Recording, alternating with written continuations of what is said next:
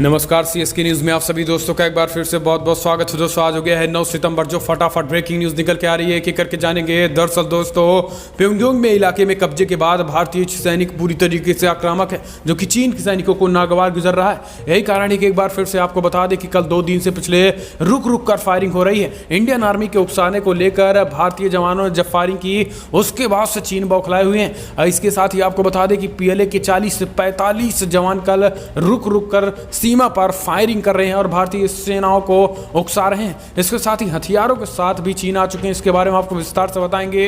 और इस बीच बड़ी अपडेट निकल के आ रही है। लद्दाख में चीन ने घुटने टेके, बोले ठंड के आगे नहीं टिक सकती है पीएलए यानी हमारी सेना, वहां इंसानों का रहना ठीक नहीं होगा। यह स्वयं चीन की आर्मी का बड़ा ऐलान हुआ है। इस बीच तीसरी बड़ी खबर जानेंगे। आपको बता दें कि गोली कांड के बाद सरेंडर हुआ चीन, अरुणाचल से गायब युवकों को भारत को देने का ऐलान किया, बोले वो हमारे पास हैं। जी हाँ, इनके बारे में आपको बताएंगे। और उस बीच चौथी बड़ी अपडेट में जानेंगे कि कल कैसे चीन से तनाव के बीच कल राफेल विमान औपचारिक रूप से वायु सेना में शामिल हो जाएगा। ये बड़ी अपडेट निकल के आ रही है। तो सब कुछ खबरें एक एक करके सभी खबरों की गहराइयों तक आपको जाएंगे, लेकिन उससे पहले छोटा सा निवेदन, अगर आपने चैनल को अभी तक सब्सक्राइब नहीं किया तो प्लीज सब्सक्राइब की लाल बटन दबाकर चैनल को सब्सक्राइब करें। और अगर आप भी मानते हैं कि प्रधानमंत्री मोदी की नेतृत्व में न केवल देश कोविड-19 को हराएगा बल्कि देश के दुश्मनों को मुंहतोड़ जवाब देने में पूरी तरीके से सफल होगा, और इंडियन आर्मी के नेतृत्व में चीन ही नहीं बल्कि एलओसी पीओके और अक्साई चीन पर भी इंडियन फ्लैग पूरी तरीके से फहराएगा। तो इस वीडियो को लाइक करके कमेंट के माध्यम से जय हिंद लिखना मत भूलिएगा। दोस्तों चलते हैं, पहली बड़ी अपडेट लेते हैं। आपको बता दें दोस्तों, बौखलाए चीन लगातार सीमा पर अब कर रहा है फायरिंग। कल 40 से 50 जवानों के साथ रेजांग ला में सेना के सामने हुए आमने सामने भारतीय सैनिकों ने मुंहतोड़ जवाब दिया। तब गलवान घाटी जैसी दोबारा हिंसा होने से रुक गई है। जी हाँ, दरअसल आपको बता दें कि सीमा पर लगातार रुक रुक कर सीमा फायरिंग हो रही है। इस बीच भारतीय सेनाओं भी मुंह तोड़ करारा जवाब दे रही हैं। दरअसल आपको बता दें कि चीन ने एक बार फिर से पीएलए की 40 से 50 जवान रेजांग ला में सेना के सामने आ चुके हैं, जिसके बाद इंडियन आर्मी ने मुंहतोड़ जवाब दिया है। लद्दाख सीमा पर भारत की चीन से लगातार तनाव बढ़ रहे हैं। उस बीच घटना के बाद एक नया मोड़ सामने आ गया उस वक्त जब चीन की तरफ से अचानक फायरिंग होने लगी। दरअसल पूर्वी लद्दाख में सोमवार रात यथास्थिति को न केवल बदलने की कोशिश की गई बल्कि भारतीय जवानों को उकसाने के लिए हवा में फायरिंग भी की गई है। इतना ही नहीं, उसने भारतीय सैनिकों पर सीमा पार करने के झूठा आरोप भी लगाए। उसके झूठ पर मंगलवार को भारतीय सेना ने भी बयान जारी किया था। सेना ने कहा था कि चीन की पीपल्स लिबरेशन आर्मी आगे बढ़ने के लिए उकसावे वाली गतिविधियां कर रही है। इसके साथ ही वो बार बार गोलीबारी कर रही है ताकि इंडियन आर्मी गोलीबारी से उसका जवाब दे। इसके साथ ही दोस्तों आपको बता दें कि यहाँ तक तो ठीक था, लेकिन इस बीच कल शाम को अचानक पीएलए के 40 से 50 जवान रेजांग ला में आगे बढ़ने लगे और रेलांग जा को कब्जे की कोशिश करने लगे। हालांकि आपको बता दें कि रेजांग ला में वो उन पीएलए की जो सेना थी वो हथियारों के साथ आई थी, भाले के साथ आई थी, भाले और कटीले तारों के साथ आई थी, यानी एक दूसरे गलवान जैसा धोखा करने वाली थी। लेकिन इंडियन आर्मी ने मुंहतोड़ जवाब दिया और उनको करारा जवाब देते ही चीन की आर्मी को मुंहतोड़ जवाब दिया और उनको भगा दिया है। और इसके साथ ही चीनी सैनिकों की जिस तरीके से नपुंसकता दिख रही है, इंडियन आर्मी पूरी तरीके से आक्रामक है। हम चलते हैं, अगली अपडेट लेते हैं। आपको बता दें कि घुटने टेक दिए हैं चीन की आर्मी ने, बोले लद्दाख की ठंड के आगे टिकना मुश्किल है लद्दाख में। जी हाँ, दरअसल पूर्वी लद्दाख में भारत और चीन के सैनिकों के बीच ताजा टकराट के बाद बीजिंग क्षेत्र की सर्दी से भयभीत हो गया है। उसने भयभीत के जरिए सैनिकों की जल्द से जल्द वापसी की उम्मीद जताई है। चीनी विदेश मंत्रालय के प्रवक्ता झाओ लिजांग ने भारत और चीन द्वारा एक दूसरे पर सोमवार को पूर्वी लद्दाख में प्योंगयांग झील के पास हवा में गोलियां चलाने का आरोप लगाए जाने के छोटे कुछ घंटे बाद सैनिकों की वापसी की उम्मीद जताई है। इसके साथ ही चीन ने कहा है कि वहां इंसानों को रहना ठीक नहीं होगा। भारतीय सेना ने कहा है कि चीनी सैनिकों ने सोमवार को हवा में गोलियां चलाई हैं और पूर्वी लद्दाख में एक भारतीय ठिकानों के पास आने की कोशिश की थी। वहीं चीन की सेना ने इस बात का खंडन किया। उसने वास्तविक नियंत्रण रेखा पार करने की कोशिश की। चीन की सेना ने मंगलवार देर रात आरोप लगाया कि भारतीय सैनिकों ने एलएसी पार की और प्योंगयांग झील के पास आक्रामक ढंग से हवा में गोलीबारी की है। और इस बीच भारतीय सेना ने इसका खंडन किया है। लेकिन आपको बता दें कि लद्दाख में ठंड को लेकर चीन की पोल खुल गई और घुटने टीक दिए हैं। चीनी सेना ने कहा कि ठंड में तो हमसे ना हो पाएगा। हम चलते हैं अगली अपडेट लेते हैं। आपको बता दें कि गोलीबारी कांड के बाद सरेंडर चीन ने माना। अरुणाचल से गायब युवक हमारे कब्जे में, हमारे पास आ चुके हैं। जी हाँ, किरण रिजिजू ने ट्वीट करके दी जानकारी। दरअसल अरुणाचल प्रदेश से अगवा किए गए 5 युवक चीन के क्षेत्र में मिले हैं। इसकी पुष्टि खुद चीन की सेना ने की है। केंद्रीय मंत्री किरण रिजिजू ने मंगलवार को ट्वीट करके इस बात की जानकारी दी है। किरण रिजिजू ने कहा है कि चीनी सेना ने भारतीय सेना द्वारा भेजे गए हॉटलाइन संदेश का जवाब दिया। चीनी सेना ने पुष्टि की कि अरुणाचल प्रदेश से लापता युवक उनके क्षेत्र में पाए गए हैं। युवकों को सौंपने की प्रक्रिया चल रही है। बता दें कि अरुणाचल प्रदेश से कांग्रेस विधायक ने इस बात का लेकर सरकार को बताई थी, इस बात की जानकारी दी थी, जिसके बाद केंद्र सरकार ने चीन को हॉटलाइन पर मैसेज किया था, जिसके जवाब में यह जवाब दिया गया है। हम चलते हैं अगली अपडेट लेते हैं। अजीत डोभाल से डरा चीन, फैला रहा है प्रोपोगेंडा। विदेश मंत्रालय ने लताड़ लगाई है। चीन की ओर से लगातार सीमा पर माहौल को बिगाड़ने की कोशिश की जा रही है। बीते दिन चीन ने घुसपैठ की कोशिश की और फिर फायरिंग की। सीमा से इतर चीन की ओर एक और प्रोपेगेंडा भी चलाया जा रहा है ताकि भारत की छवि को बिगाड़े जा सके। ऐसा ही एक कोशिश में चीनी मीडिया की ओर से राष्ट्रीय सुरक्षा सलाहकार अजीत डोभाल को लेकर अफवाह फैलाई गई है। आपको बता दें कि चीन की तरफ से अफवाह फैलाई जा रही है कि अजीत डोभाल की ओर से माहौल को गरमाने की कोशिश की जा रही है। आपको बता दें कि अजीत डोभाल के उस बयान का हवाला दिया जा रहा है जिसमें अजीत डोभाल ने कहा था कि भारत बॉर्डर एक लॉन्ग हॉल के लिए तैयार है। गौरतलब है कि चीन की ओर से लगातार झूठा एजेंडा चलाए जाने की कोशिश की जा रही है। बीते दिन लद्दाख सीमा पर हुई घटना को लेकर चीन ने कहा था कि भारत ने घुसपैठ करते हुए फायरिंग की, लेकिन भारतीय सेना ने अपना बयान जारी करके चीन का पर्दाफाश कर दिया है। सेना ने अपने आधिकारिक बयान में कहा है कि चीन ने बीते दिन घुसपैठ की कोशिश की और हवाई फायरिंग की है। और इस बीच आपको बता दें कि यहाँ पर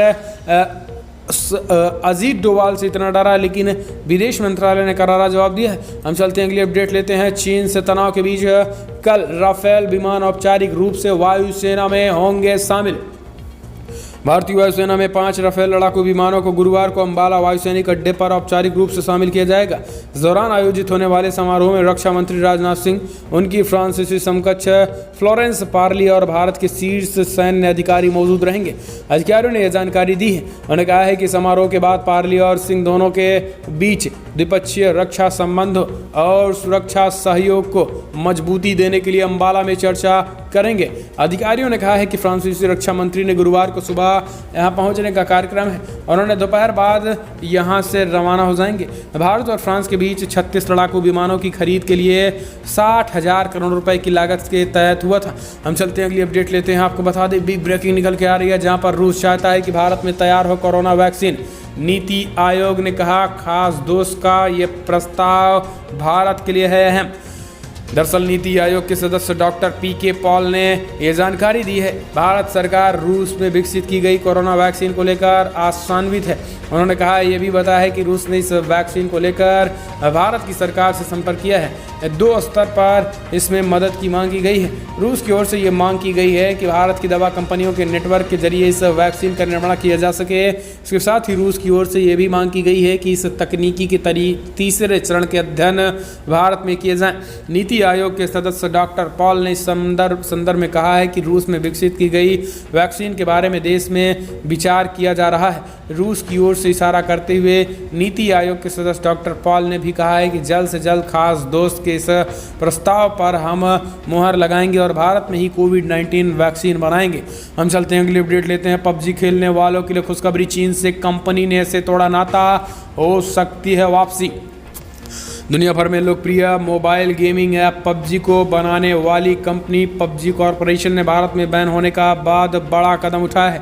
पबजी कॉरपोरेशन ने चीन स्थित टेंसेंट गेम्स में भारत के लिए नाता तोड़ने का ऐलान कर दिया है। अब पबजी कॉरपोरेशन कंपनी ही नहीं, भारत में पबजी गेम की जिम्मेदारी संभालेंगी। पबजी कॉरपोरेशन ने ये मदद भारत सरकार के उस फैसले के बाद उठाया है जिसमें सरकार ने पबजी मोबाइल और पबजी लाइट समेत 118 चीनी ऐप्स को बैन कर दिया। आपको बता दें कि सरकार ने उन ऐप्स को देश की सुरक्षा के लिए खतरनाक माना था। सरकार इससे पहले 2 बार और टिकटॉक समेत कई चीनी ऐप्स पर प्रतिबंध लगा चुकी है। हम चलते हैं अगली अपडेट लेते हैं। रिया चक्रवर्ती गिरफ्तारी के बाद एनसीबी को मिली न्यायिक हिरासत। रिया चक्रवर्ती को 14 दिन की जेल हो गई है। इस वक्त की बड़ी खबर निकल के आ रही है। आपको बता दें कि एनसीबी ने रिया चक्रवर्ती को गिरफ्तार की थी, जिसके बाद गिरफ्तारी के बाद फिलहाल रिया चक्रवर्ती को 14 दिनों के लिए न्यायिक हिरासत में जेल भेज दिया गया है। और ये बड़ी अपडेट निकल के आ रही है। सुशांत सिंह सुसाइड केस में एक बहुत बड़ा मोड़ हो चुका है और रिया चक्रवर्ती आखिरकार गिरफ्तार हुई और गिरफ्तारी के बाद 14 दिनों की न्यायिक हिरासत में भेज दी गई है रिया चक्रवर्ती। ये बड़ी अपडेट निकल के आ रही है दोस्तों। फिलहाल हम चलते हैं अगली अपडेट लेते हैं। आपको बता दें बिग ब्रेकिंग, जहां पर कंगना रनौत बोली मेरा ड्रग्स टेस्ट जल्द से जल्द कराओ, अगर ड्रग्स पेडलर से मेरे लिंक हुए तो छोड़ दूंगी मुंबई। जी हां, शिव सैनिक सोनिया सैनिक के गृह मंत्री को दी चेतावनी। बॉलीवुड अभिनेत्री कंगना रनौत को महाराष्ट्र सरकार से पंगा लेना महंगा पड़ रहा है, क्योंकि महाराष्ट्र सरकार ने कंगना के ड्रग्स कनेक्शन की जांच कराएगी। राज्य के गृह मंत्री अनिल देशमुख ने इसकी पुष्टि की है। उन्होंने कहा कि आयुष अध्ययन सुमन के पुराने इंटरव्यू के आधार पर यह जांच कराई जाएगी। कंगना रनौत ने अपने ट्वीट में लिखा है कि प्लीज़ मेरा ड्रग टेस्ट कराया जाए, मेरे कॉल रिकॉर्ड्स की जांच की जाए। अगर आपको ड्रग्स पेडलर को लेकर मुझसे किसी भी तरीके से लिंक मिलता है तो मैं अपनी गलती मान लूँगी और हमेशा के लिए मुंबई छोड़ दूँगी। ये कंगना रनौत ने महाराष्ट्र के गृह मंत्री अनिल देशमुख को कहा है। हम चलते हैं अगली अपडेट। यूपी की पंचायत चुनाव की तैयारियां 15 सितंबर से वोटर लिस्ट की चेकिंग का काम तेजी से। दरअसल कोरोना के बढ़ते संक्रमण के चलते यूपी में होने वाले पंचायत चुनाव 2020 पर ग्रहण लगता नजर आ रहा है। सूबे में ग्राम प्रधान समेत सभी पंचायत प्रतिनिधियों का कार्यकाल 25 दिसंबर को समाप्त हो रहा है, लेकिन प्रक्रिया के संबंध में कोई गाइडलाइन जारी नहीं की गई है। ऐसे में माना जा रहा है कि कोरोना के चलते सूबे में होने वाले पंचायत चुनाव को कुछ महीनों के लिए आगे बढ़ाया जा सकता है। चुनाव आयोग ने प्रदेश जिले के अफसरों को सतर्क किया है।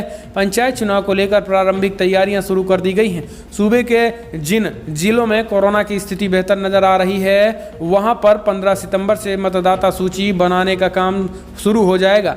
आयोग से बुकलेट और प्रपत्र पहले ही भेजे जा चुके हैं। पहले डोर टू डोर सर्वे होगा। यूपी से बड़ी अपडेट निकल के आ रही है। हम चलते हैं अगली बड़ी खबर लेते हैं। यूपी में अपराधियों पर शिकंजा कसता जा रहा है। गैंगस्टर तार बाबू यादव की 5 करोड़ की संपत्ति जब्त। जी हां, दरअसल अतीक अहमद, मुख्तार अंसारी, आजम खान के बाद अब समाजवादी पार्टी के एक और कुख्यात अपराधी गैंगस्टर तार बाबू यादव की 5 करोड़ की संपत्तियां कुर्क कर ली गई है। सीएम योगी ने कहा है किसी को भी नहीं छोड़ेंगे, किसी को भी नहीं छोड़ेंगे।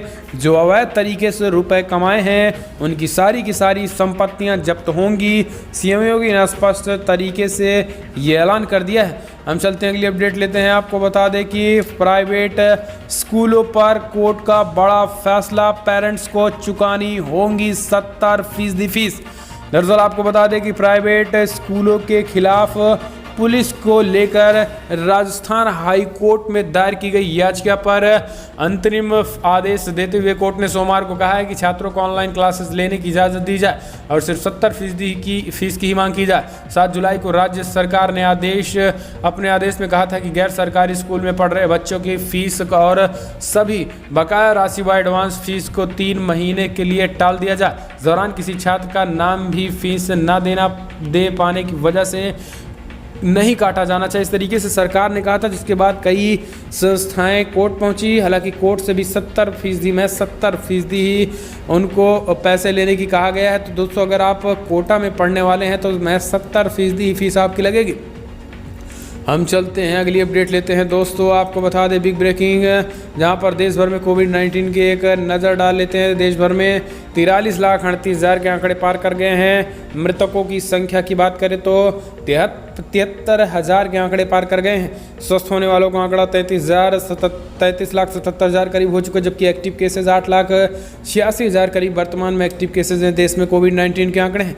हम चलते हैं अगली अपडेट। दुनिया भर में कोविड-19 के आंकड़े 2,73,51,000 करीब हो चुके हैं, जबकि 8,92,000 करीब लोगों की मौत हो गई है। यूनाइटेड स्टेट में 63,17,000 कन्फर्म केसेस तो 1,09,000 90,000 करीब लोगों की मौत हो गई है। इंडिया में भी 42,80,000 कन्फर्म केसेस तो 72,000 करीब लोगों की मौत हो गई है। ब्राज़ील में 41,47,000 कन्फर्म केसेस तो वहीं 1,27,000 करीब लोगों की मौत हो गई है। रसिया में ही 10,35,000 कन्फर्म केसेस तो वहीं 17,000-18,000 करीब लोगों की मौत हो गई। तो दुनिया भर में कोविड-19 के बढ़ते तेजी के साथ आंकड़े हैं। तो दोस्तों फिलहाल हम चलते हैं अगली अपडेट। रूस के लिए रवाना होंगे विदेश मंत्री एस जयशंकर। कहा LAC पर स्थिति बेहद गंभीर बनी हुई है। दरअसल चीन के साथ सीमा पर चल रहे तनाव के बीच विदेश मंत्री एस जयशंकर मंगलवार को 4 दिवसीय रूस यात्रा के लिए रवाना हुए। एस जयशंकर मॉस्को में आयोजित होने वाले संघाई सहयोग संगठन SCO की बैठक में हिस्सा लेंगे। मिली जानकारी के अनुसार विदेश मंत्री यात्रा के दौरान ईरान में रुकेंगे। मामले की जानकारी रखने वाले लोगों के मुताबिक मॉस्को में जयशंकर द्वारा चीनी समकक्ष यांग वी के साथ द्विपक्षीय बैठक करने की उम्मीद है। इस बैठक में सीमा विवाद का मुद्दा उठ सकता है। जयशंकर मॉस्को में आयोजित 8 सदस्यीय संघाई सहयोग संगठन के विदेश मंत्रियों की बैठक में शामिल होने जा रहे हैं, जिसमें भारत और चीन के सदस्य भी होंगे। चीन के विदेश मंत्री वांग वी के साथ मॉस्को से संभावित वार्ता से पहले विदेश मंत्री एस जयशंकर ने कहा है कि चीन के साथ सीमा पर बनी स्थिति को पड़ोसी देश के साथ समग्र रिश्तों की स्थिति से अलग करके नहीं देखा जा सकता है। ये बड़ी अपडेट। हम चलते हैं अगली बड़ी खबर। आपको बता दें कि सीमा पर तनातनी के बीच भारतीय सेना की चीन को दूसरी बार मदद। लौटाए गए 13 याक और 4 बछड़े। जी हाँ, दरअसल चालबाज चीन जहां अपनी कायराना हरकतों से बाज नहीं आ रहा है, वहीं भारतीय सेना की मानवतावादी छवि सामने आती रही है। हाल ही में सेना के चीन के 3 नागरिकों न केवल जान बचाई बल्कि उन्हें खाना और गर्म कपड़े भी दिए गए थे। सोमवार को एक बार फिर सेना ने इंसानियत दिखाते हुए वास्तविक नियंत्रण रेखा LAC को पार करके आए याक यानी वैल की एक प्रजाति और बछड़ों को चीन को लौटा दिया। इसकी जानकारी सेना की पूर्व कमान को दी गई है। पूर्वी कमान ने कहा है कि चीन अधिकारियों ने भारतीय सेना को उनकी संवद्धता के लिए धन्यवाद दिया है। पूर्वी कमान ने ट्वीट करके कहा है कि मानवीयता दिखाते हुए भारतीय सेना ने 7 सितंबर 2020 को पूर्वी कामोंग अरुणाचल प्रदेश में LAC पार करके भटक कर आए 13 याक और 4 बछड़ों को चीन को सौंप दिया गया है। तो चीन को ये तो सौंप दिया गया है, लेकिन चीन क्या कर रहा है आप भी देख सकते हैं। हम चलते हैं अगली अपडेट लेते हैं। बड़ी अपडेट निकल के आ रही है, जहां पर कोरोना वैक्सीन पर खुशखबरी। रूस ने नागरिकों के लिए जारी किया टीके का पहला बैच। दरअसल कोरोना वायरस वैक्सीन आखिर कब आएगी और कब तक लोगों को मिल पाएगी, अभी इस सवाल को लेकर दुनिया भर में माथापच्ची जारी है। इस बीच रूस में वैक्सीन को लेकर एक बड़ी खुशखबरी सामने आ रही है। रिपोर्ट्स के मुताबिक दुनिया की पहली कोरोना वैक्सीन मानी जा रही है। स्पुतनिक V के पहले बैच को रूस ने आम नागरिकों के लिए जारी कर दिया है। रूसी स्वास्थ्य मंत्रालय का कहना है कि वैक्सीन ने सभी गुणवत्ता जांच को पार कर लिया है और अब इसकी डोज आम नागरिकों को देने के लिए जारी कर दिया गया है। इससे पहले हाल ही में रूस की राजधानी मॉस्को के मेयर सांग्रेई सोबियानिन ने भी उम्मीद जताई थी, जहां की ज़्यादातर लोगों को अगले कुछ महीनों में वैक्सीन की डोज दी जाएगी। हम चलते हैं अगली अपडेट लेते हैं। आपको बता दें कि झूठा है चीन, खुद फायरिंग करके लगा रहा है भारतीय सेना पर आरोप। पूर्वी लद्दाख में पेंगोंग झील के दक्षिणी तट पर भारतीय सेना की ओर से फायरिंग होने वाली चीन दावे पर भारत सरकार ने झूठला दिया है। चीन LAC पर खुद फायरिंग करके भारतीय सीमा पर आरोप लगाया है, मगर भारत ने एक बार फिर से चीन की झूठ से पर्दा हटा दिया है। भारत ने बयान जारी करते हुए कहा है कि आज PLA के जवानों ने 100 की कार्रवाई की है। भारत ने स्पष्ट तौर पर कहा है कि भारतीय सेना ने LAC यानी वास्तविक नियंत्रण रेखा पर फायरिंग नहीं की और न ही पार की है, बल्कि कुछ जगहों पर पीपल्स लिबरेशन आर्मी ने ही फायरिंग की है। दरअसल सोमवार की रात चीनी सेना ने दावा किया कि पेंगोंग झील के दक्षिणी तट पर भारतीय सेना ने वास्तविक नियंत्रण रेखा का उल्लंघन करते हुए फायरिंग की, जिसके जवाब में मंगलवार को भारतीय सेना ने कहा है कि ड्रैगन की सेना ने खुद फायरिंग की और आरोप हम पर लगा दिए हैं। हम चलते हैं अगली अपडेट लेते हैं। भारत ने चीन को दिया एक और झटका। NHAI ने चीनी कंपनियों को घोषित किया अयोग्य। दरअसल भारत और चीन के बीच चल रहे सीमा विवाद की वजह से केंद्र सरकार के राष्ट्रीय राजमार्ग प्राधिकरण ने चीन की एक कंपनी को अयोग्य घोषित कर दिया है। दरअसल पश्चिम बंगाल में गंगा नदी पर एक निर्माणाधीन पुल का गार्डन गिरने के मामले पर कंपनी जिम्मेदार पाई गई थी। यही वजह है कि कंपनी अगले 3 साल तक NHAI किसी भी परियोजना में भाग नहीं ले सकती हैं। इसी के साथ 3 अन्य कंसल्टेंट को भी डिबार कर दिया गया है। NHAI से मिली जानकारी के मुताबिक पश्चिम बंगाल में NH 34 पर फरक्का से रानीगंज के हिस्से पर 4 लेन सड़क में बदला जा रहा है और इसी हिस्से में गंगा नदी पर एक पुल भी बनाया जा रहा है। इसी पुल पर गार्डन लॉन्चिंग के दौरान बीते 16 फरवरी को दुर्घटना हुई थी और 2 लोगों की जान चली गई थी। तो ये बड़ी अपडेट निकल के